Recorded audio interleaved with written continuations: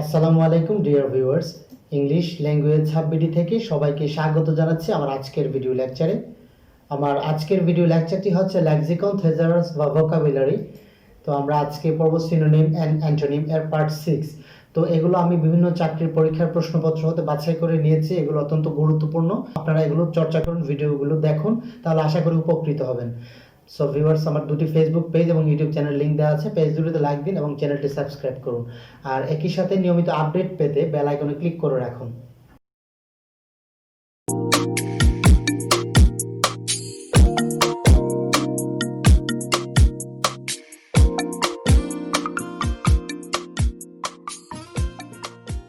Word 1, গ্যারিউলাস, যার বাংলা অর্থ হচ্ছে বাচাল।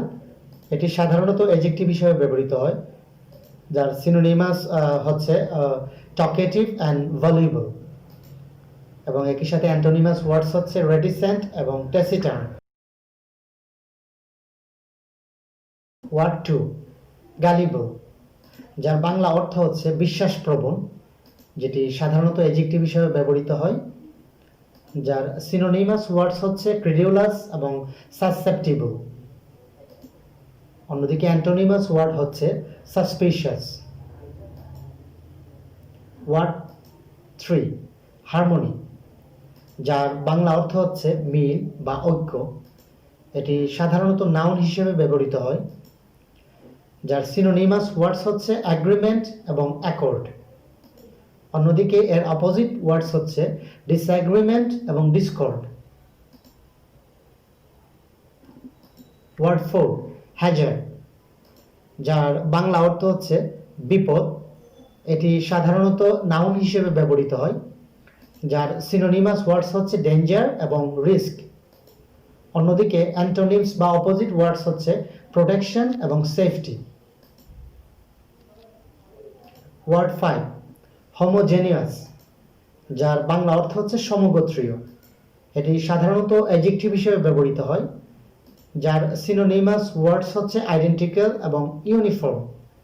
অন্যদিকে অ্যান্টোনিমাস ওয়ার্ডস হচ্ছে মিক্সড, হেটারোজেনাসাস।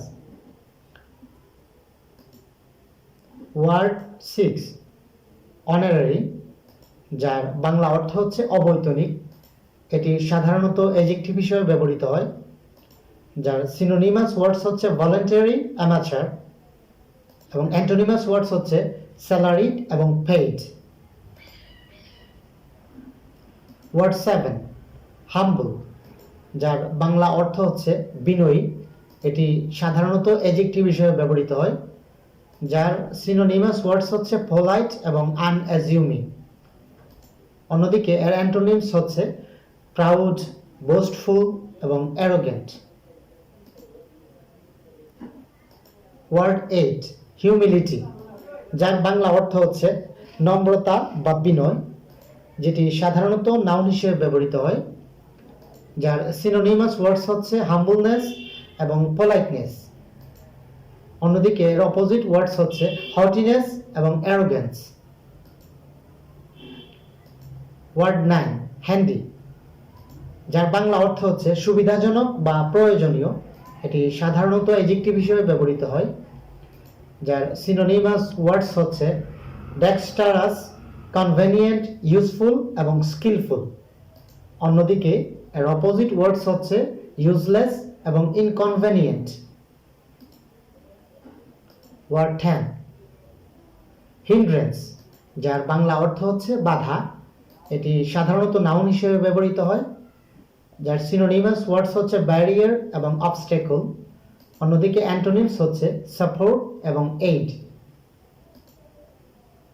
ওয়ার্ড 11, ইমেন্স, যার বাংলা অর্থ হচ্ছে বিশাল বা প্রচুর।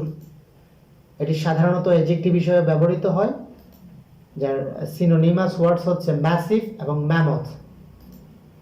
অন্যদিকে এর অ্যান্টোনিমস বা অপোজিট ওয়ার্ডস হচ্ছে স্মল এবং টিনি।